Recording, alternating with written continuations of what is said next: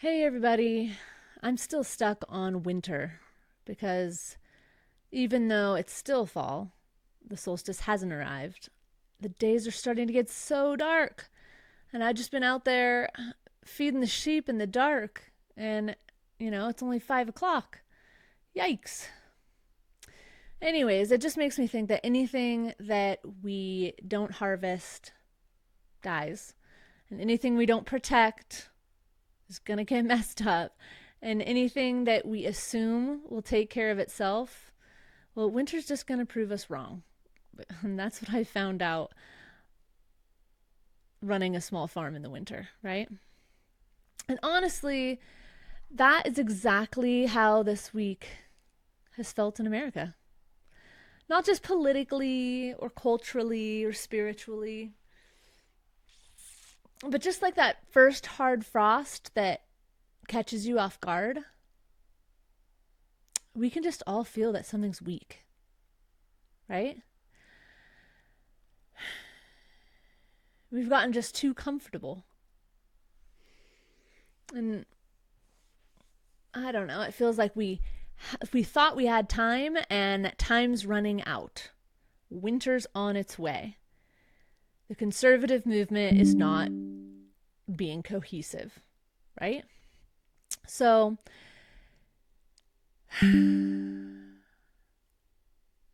I can feel something shifting when I'm on X, when I'm reading from other people.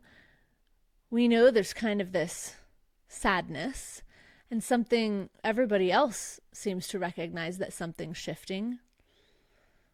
And it's this winter that's coming, and it's cultural, and it's in our politics, and we are diving into it, and we need to come out on the other side prepared for the spring.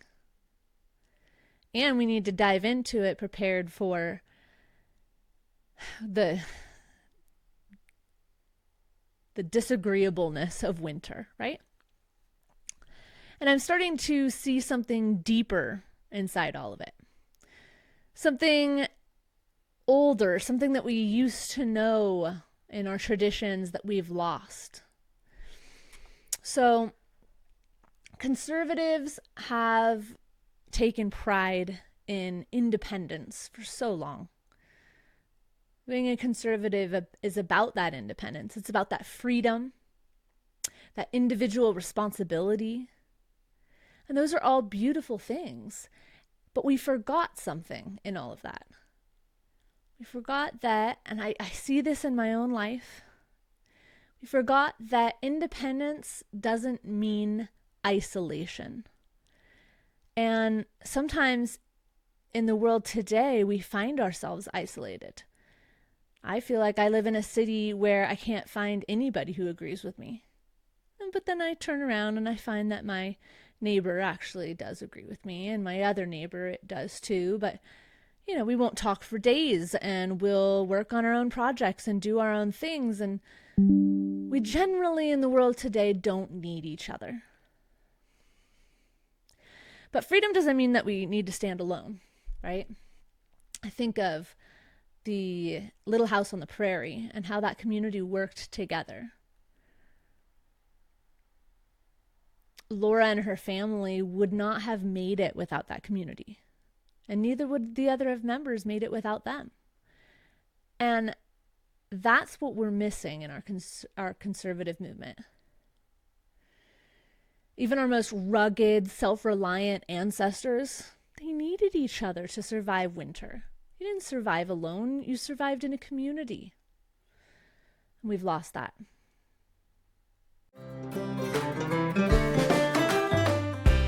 Hey everybody, I'm JJ, and this is Homestead Republic. And I wanted to start out with that idea of community and our seeming lack thereof. People often say that the left is better at community because they want collectivism, but I don't think that's exactly right? The left, they're better at gathering because they built this political culture around dependency, something that we don't want. We don't want to be dependent on anybody. So it's easy to gather people around the promise of the government doing everything for them, right? I mean, oh, the government's going to give me this and the government's going to give me that. Yeah, I'll show up. You're going to give me things? Yeah, give it to me. But when you gather around independence, well, it's different. For conservatives, we have something better, right? We have a history of community that wasn't forced. It wasn't mandated. It wasn't controlled. It was chosen community, right? I mean, look at our history. We held barn raisings. We built churches together. We had the first supper, right? That wasn't Democrats. Those Puritans were conservatives.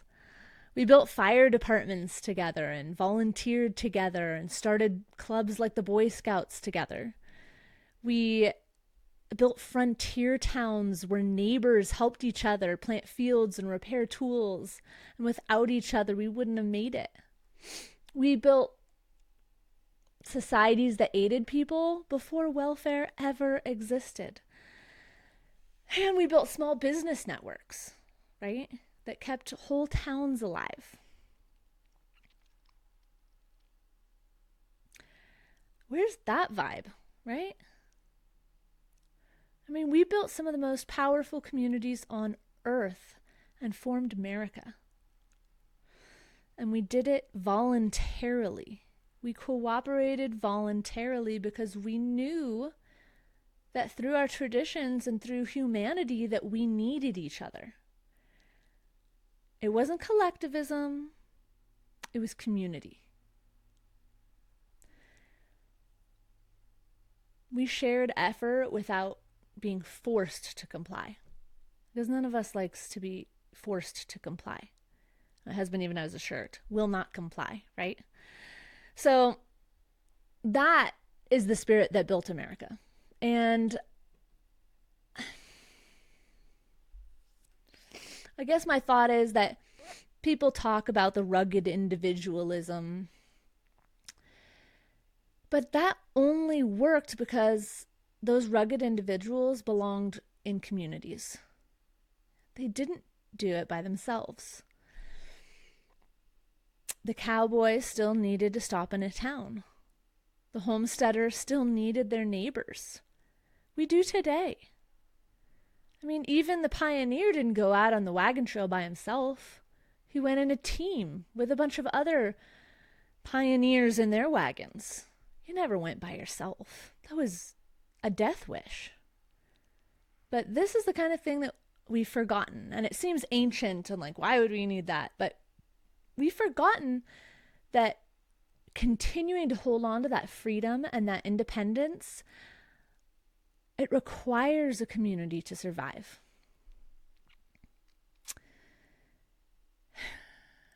And that brings me to winter, right? This cultural winter I was talking about.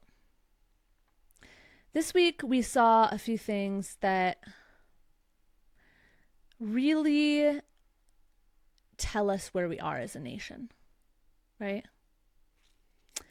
The first one I wanted to talk about was Marjorie Taylor Greene. She announced that she's not running for Congress again. And whatever people think about her, she was one of the loudest voices saying that the system is corrupt on both sides. And I don't think she's wrong. There's infighting. There's lobbying. There's people being bought and paid for. Maybe even her. Who knows? But she's calling it out. She called out the sickness in the system that we all know is there, but she's in the muck of it and she really knows it's there. And it's downright depressing. Because deep down in my heart, I feel like maybe I could have run for Congress or tried to change the system. But it's disheartening to hear her say that she's backing out. She's dropping out. She's not interested in continuing to do that fight because she doesn't see any way out of it. And so it feels hopeless. Feels like nothing can get fixed inside this churning machine of corruption. And then we saw Secretary Duffy's video about airplane civility. I don't know if you saw that. Here, I'll play it for you. Here it is. Come fly with me, let's fly away. Air travel is a miracle of American ingenuity. We built airports to launch a golden age of travel across the skies. We respected the dignity of air travel and the men and women who made the dream possible. Flying was a bastion of civility. But today,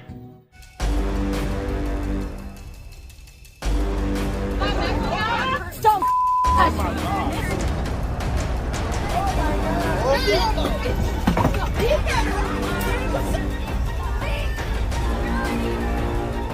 I'm not doing anything. I'm not doing it.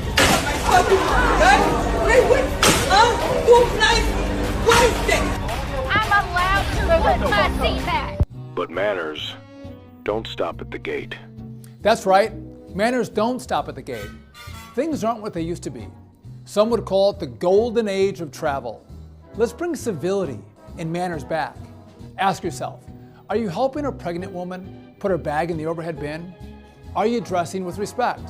Are you keeping control of your children? Are you saying thank you to your flight attendants and your pilots? Are you saying please and thank you in general? The golden age of travel begins with you.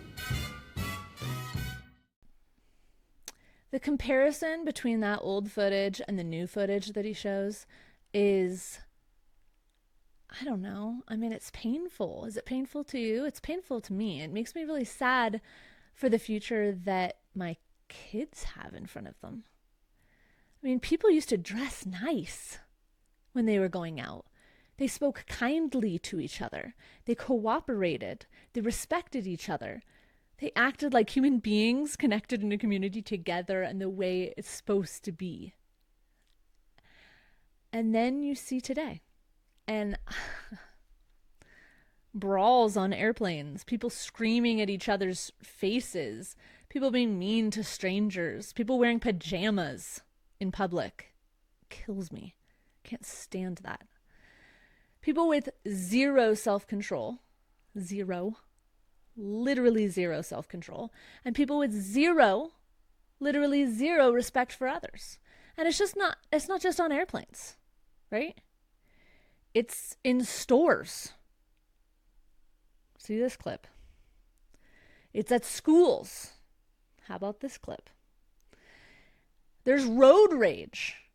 Here's this clip. There's TikTok videos of people attacking each other at random all over the place. And it's disgusting. And it just shows the total, unbelievable decay of what used to be civil behavior. What are we doing? Who have we become? Seriously. My husband and I were just watching Battlestar Galactica. And when they finally get to like New Earth, sorry if I gave that away. They look at the savages that are walking around and don't know how to do any technology, and they decide that they want to give up everything and start over like them. And boy, sometimes I look at old videos and I say, gosh, is there a way for us to go back to that? Because something went wrong. What happened to our humanity, right? What happened to our ability to behave with each other? To connect with each other? What happened? I'm sure there's some book out there written, but I haven't read it, and I love reading. So if you know of a book, let me know. I'd like to know what happened to our humanity, because before my eyes, in my lifetime, I've seen it leave, disappear, as if almost overnight. It's like a contagion that caught on. Was it COVID? Maybe it was COVID. I mean, COVID certainly did something, right? And because that's what it all boils down to, really. Community's broken down, humanity's broken down, society's broken down. And that winter metaphor that I've been talking about, it's not just poetry. I mean, it's literal. This is winter, the winter of humanity. We're living through a cultural frost that's killing everything that's tender and good. Everything that doesn't have deep roots in America, right? I mean, we're fighting for our lives here, it feels like. And yet, we're living our day-to-day lives still. We're just going about it. It's a strange feeling. I know you feel it too. And the only things that survive winter are those things that are deeply rooted. And that's why I think the conservative movement really has a chance. It's because it has to do, the conservative movement is based around the idea of capitalism, which is this rooted, real, natural idea. While socialism softens us, capitalism hardens us. And not in a mean way, like capitalism's the thing that's causing this meanness in our community hearts, but in connecting with each other. And I've said it before in a previous podcast, I truly believe that while we are told we live in a capitalist country, socialism has begun boiling us. We haven't even noticed. It's truly, I feel like we do already live in a socialist country. I mean, look at all the things that are socialist in nature. I've gone through it before. There's HUD housing, there's SNAP benefits, there's free healthcare, there's all these free programs that millions of people are a part of, and we're forced to pay into them. That's more of a socialist thing than a capitalist thing in my mind. And that's where the winter metaphor really ties into our politics right now. Capitalism really is like nature. If you know anything about permaculture, capitalism it was there before it had a name. But a lot of the left doesn't see that or recognize that. But if you really look into the history of capitalism, it just kind of became. Economists didn't come up with this idea and say, this will be great, let's do this. No, it was just the way things kind of boiled out and were working, right? It rewards the prepared, and it rewards the resilient. It rewards the skilled, and it forces you to grow roots, and it forces you to learn, and it forces you to strengthen yourself and your family and not become dependent, right? You're dependent on yourself. You're independent. Socialism, on the other hand, is like needing a greenhouse. You have to be in this warm, safe, controlled place. It's comfortable, and you expect things. You expect the warmth of the glass house. You expect the automatic watering systems. You expect somebody to come and clean the bugs off of you. Out in nature, you deal with what's given to you. You deal with the cold. You deal with insects by welcoming a community of other natural beings to help you. That doesn't really show up in the greenhouse unless somebody brings the ladybugs in, right? And that's what my greenhouse is like. Gets bugs easily. Maybe it's not enough airflow. I don't know. But the greenhouse plant is incredibly fragile. And a plant that grows out in nature, a tree, growing in the ground is strong. And if you learn about trees, they connect with each other under the ground with their roots. It's really amazing. And it forms a community. A forest is a community of all different species. The greenhouse, each one's in its little individual pot, separated. Kind of feels like that right now. And while the greenhouse plants look great, until the frost hits, they collapse. If you accidentally leave the door of your greenhouse open on a frosty night, you're going to come in and there's going to be a bunch of dead plants, which actually last night I had to run out in the middle of the night and deal with that. Whoops, I left the door open. But that person who comes and closes the door and waters the plants and takes care of anything, that's the government. That's the government stepping in and saying, we'll take care of you. Yeah, I don't want that. I'd rather be a tree living out in the forest than some pretty flower living in a pot in a greenhouse. Because they could just not show up one day. Our society is full of greenhouse people.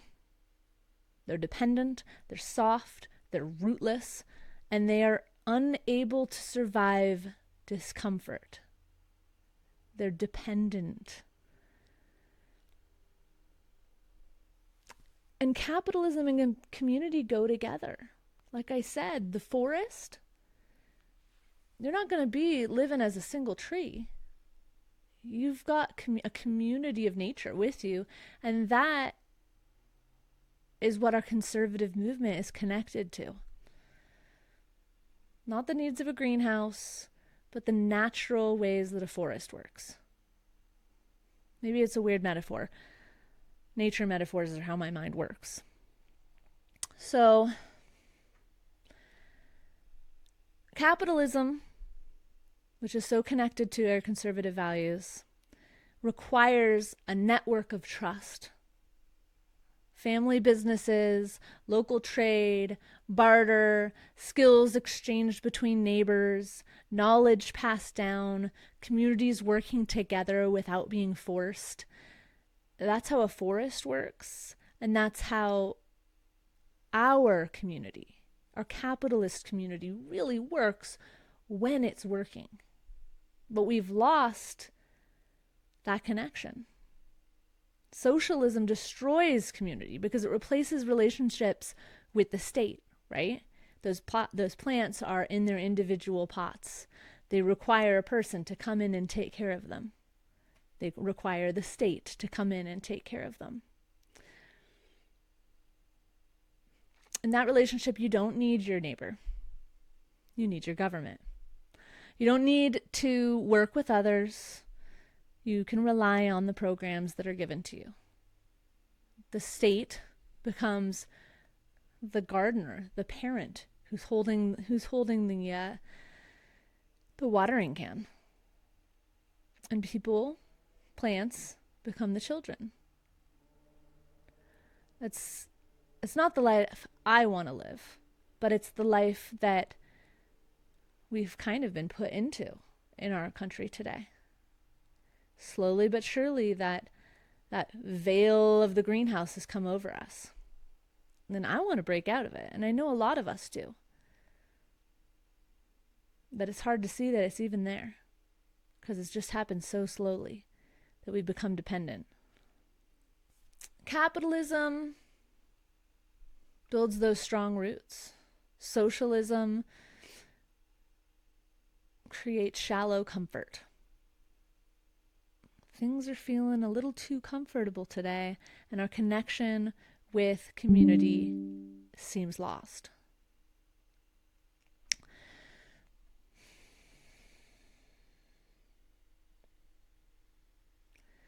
So what do?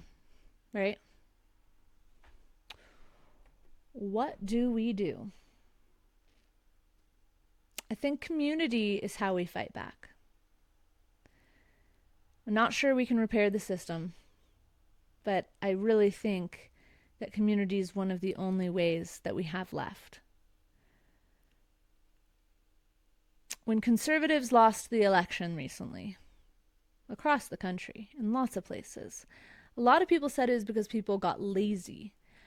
And that may or may not be true, but I don't think that's exactly the right emotion. I think people stayed home because they don't feel connected. Not to anything bigger than themselves right now. They feel like the moment has been taken from them. I don't know. The movement is scattered. Conservatism, the GOP, the Republicans, whatever you want to call it, we're all always fighting, doing this stupid infighting. People are always talking about that.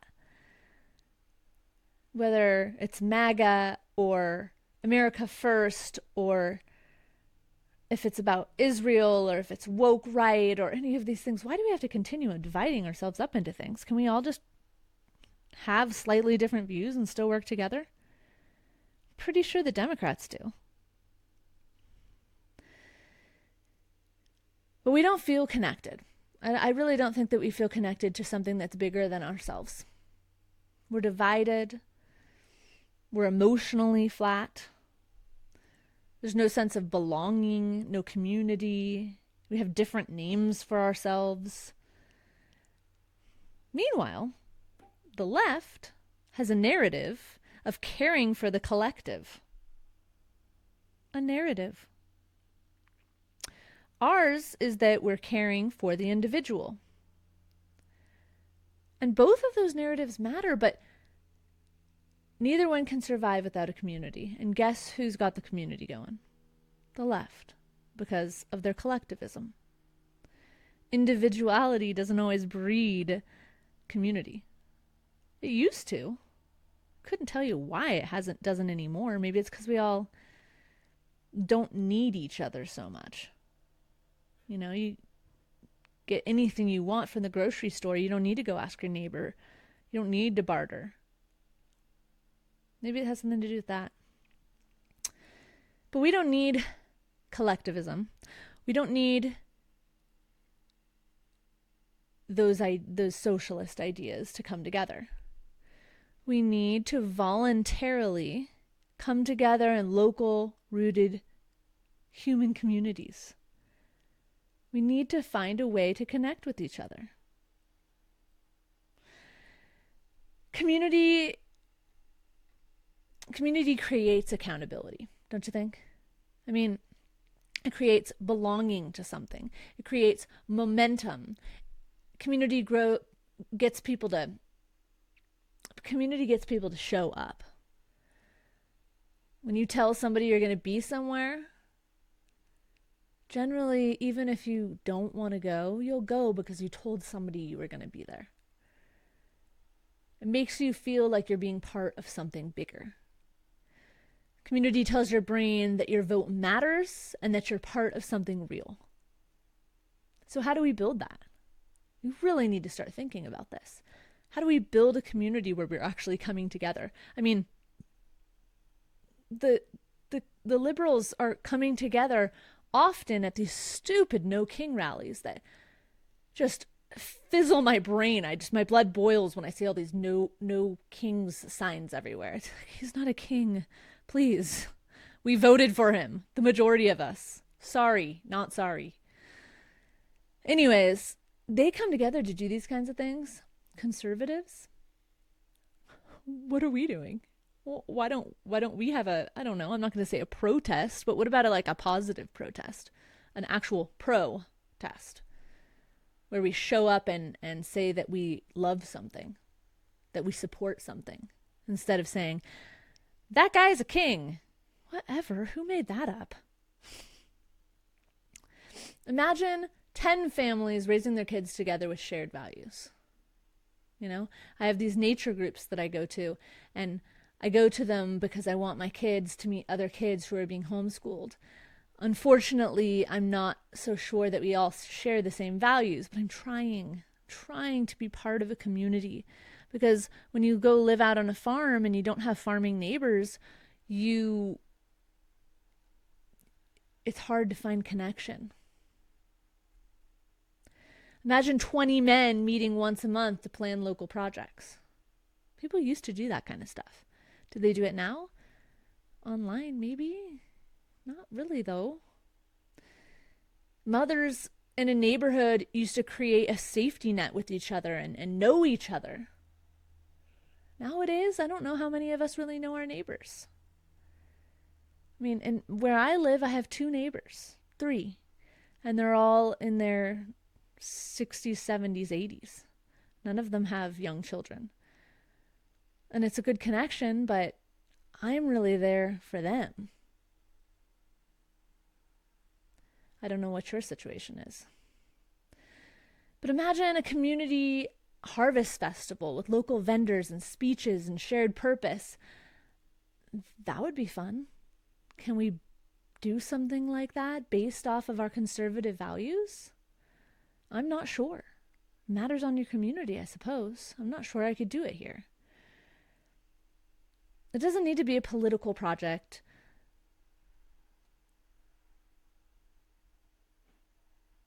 But it needs to bring us together. Individuality isn't going to be the answer to our problems, right? So here's the truth. Congress is not going to save us. They're probably going to screw us. Senate's not going to save us. They're probably going to screw us. The GOP is not going to save us. They just kind of exist as a name in my mind. None of these groups is going to save us. Only communities working together are going to save us. I mean, I'm an idealist, I know. I don't know how it would all work. But I know that that's our big problem in the conservative movement is community. I know I'm not connected. Some are, though. Maybe the Amish. They've got some pretty good communities that maybe we could learn something from, right? Community is what built America when we first started. We needed each other. There wasn't one man living out in the wilderness. It was a bunch of people living together, working together, and needing each other. It's what built America the first time and the second time. During the Civil War, we came together as a community, as 2 separate communities. One of them won. Thankfully, the better one. You can't fix a broken system from the top down. You have to fix it from the bottom up. If the roots are wet and soggy, you got to clear them out and fix them. One family, one neighborhood, one town, one network of strong people at a time. These can come together and create the change. That's why they call it grassroots, right? But how do we get the grassroots to connect with each other? I feel like we're just individual plants right now in that greenhouse. We need to get planted together and learn how to survive in the outside world without the socialism that's creeping in upon us. So I have some ideas. They're embarrassing, but since nobody's really going to watch this will be fine. The future of the GOP, making it a community revival. We need it. Something needs to happen here. So let me say what might surprise you. The Republican Party does not need new policies. I don't know. You should know that, I think, if you're a conservative. What we do need, though, is a new soul. MAGA almost felt like that. But it's on the federal level. We don't need to just be working on the federal level. We need to be working on the state and city and town levels. That's the grassroots. The federal level's all the way at the top.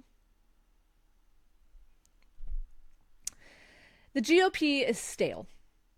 It's culturally dead. It's emotionally disconnected. Maybe not economically. I heard that the DNC actually had to take out a loan. That's pretty funny. But we are emotionally disconnected. We have just about zero narrative. We have zero aesthetics. We have zero joy. I mean, when you think of the GOP, you think of a bunch of old guys in suits. Boring. My gosh. A political party is supposed to kind of reflect the spirit of the people that it represents. Does the GOP do that? No, it's weak. It has no spirit. And that's why people are not showing up. That's why we don't feel connected, because there's nothing to connect behind. It's just this dead, sterile thing that has a name. We all have this vision in our head, but the GOP, the RNC, whatever you want to call it, it's not something that we can all get behind, because to all of us, at least to the millennials, it looks like a bunch of old men in suits, not the heart-pounding patriotism that we want to feel. And so that's why we're not showing up.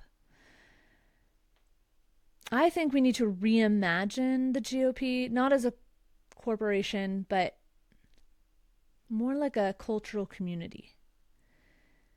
And I just keep thinking it's called the grand old party, right?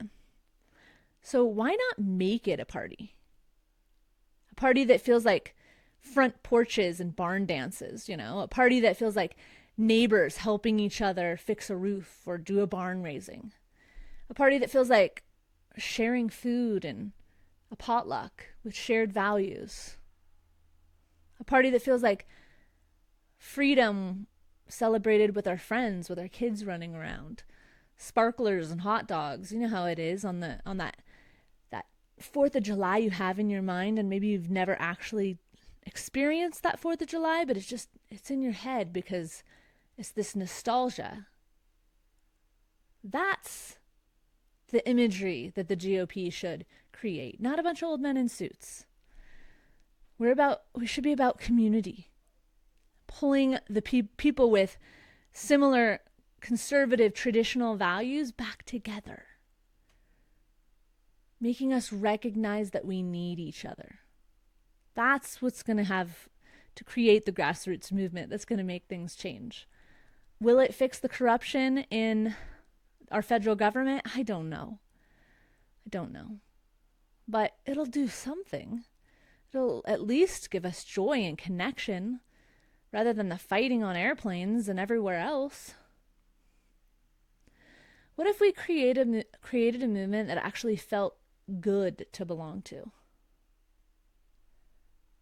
It felt wholesome, right? Something with music and pride and fun and beauty, and our kids playing and wanting to be a part of it when they grow up, instead of feeling like we're just old fogies and they want to go join the left, get their septums pierced. Sick. That's the thing. The left has brand identity. We don't. What are we going to do about it? I don't know. I mean, this is just an idea I'm throwing out there to the world, and I hope somebody helps pick it up, because I'm just a mom. I'm just a mom running a little homestead, hanging out with my family, living a good life. And I think about these things all the time. I'm no big shot. I don't know anybody. Somebody needs to get these ideas out there, and I guess that's why I'm here.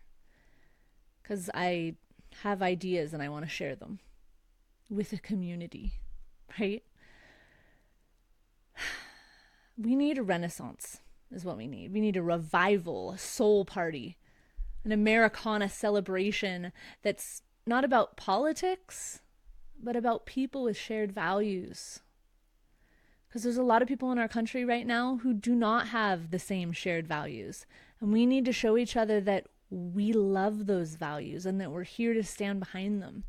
because they are what make America America.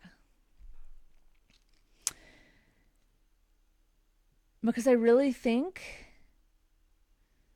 that people don't fight for policies or politics. They fight for communities that they connect with and that they love. I mean, you can see it on the left. The LGBTQ community, they fight for each other. Is it a collectivist vision? Sure. But they have a community. Do I wish I had that community? Not that one. But I wish I had a community. They fight for families. They fight for neighbors.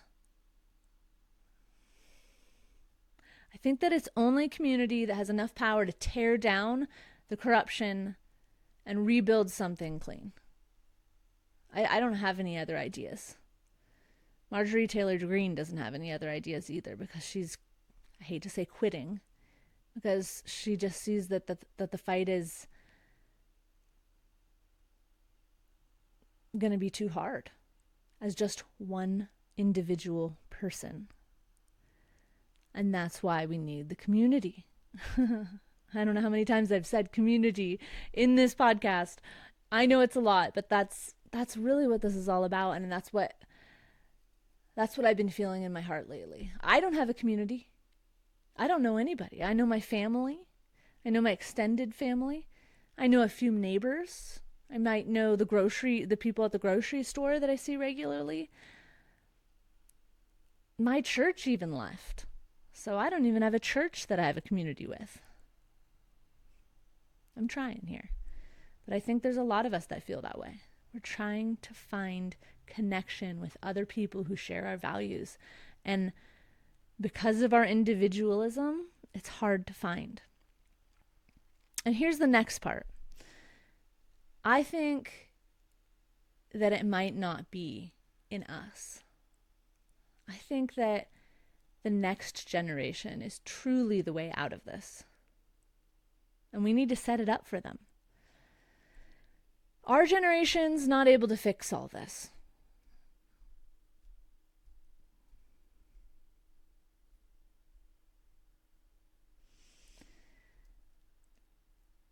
We might be the ones that have to prepare the soil for our seedlings, our kids, right? We're the ones that are going to have to protect those roots of tradition that we all feel and value, but we don't know how to build up yet, because we're not the ones that are supposed to be growing. I think that we are the ones that are stuck right now in this winter, and that hopefully we survive it so that our kids can be the spring. Our kids can build the stairs out of this decline. We have to raise them with their eyes open and recognizing the decay. I mean, I showed my kids those videos of what air flight used to look like and what it looks like now, and they're horrified. They can't believe what happened to people. I don't know either. But they recognize already that it's a problem. If we teach them to defy it, and we show them what real community looks like, we surround them with people who share their values and their purpose, and we give them the strength that this culture is trying to strip away,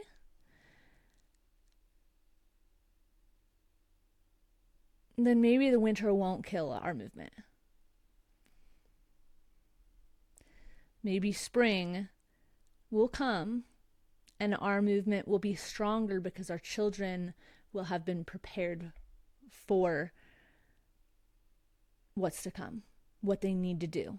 They need to connect. We need to get our children connecting with community, because it may be too late for us. I hope it's not. We need to start doing it, but it's always that transition. It's always that transition. And I think as a parent, all I can think of is, what's the future for my kids going to be like? Because I don't want it to be people fighting on airplanes. So I think that you and I are seed keepers. We're raising and preparing the youth for a better future. They're the replanting that will grow up and make everything better. You can always hope that for your kids. So our job is not to despair. It never is, right? But yes, it's easy to despair when you see all of this and you wonder what happened. Our job is instead to gather, to find connections with others that share our values, to start building those networks of families, to start rebuilding our communities from the ground up, from the heart, finding those people that agree with you and believe what you believe, even if it's slightly different. I mean, what's so different about America First and MAGA? I feel like that's the same thing, but tell me if I'm wrong. We really need to be working on raising anti-fragile kids outside the greenhouse, right? Kids who know where they come from and where they're going. Because we don't want them to skip to the other side because the other side's got a better message. We need a stronger, more quote, coherent and spiritually inspiring message. Because we need that community to get out of this cultural winter that we're in. So I guess here's my invitation for everybody. Build your home, build your skills, build your independence. I know we're all doing those things. But most of all, reach out. It's scary, especially after COVID when you haven't talked to people. I don't know. I don't have a job outside the home, so it's harder for me to connect with people, but build a community. Start talking to people. See if you can find people in your community that share your values.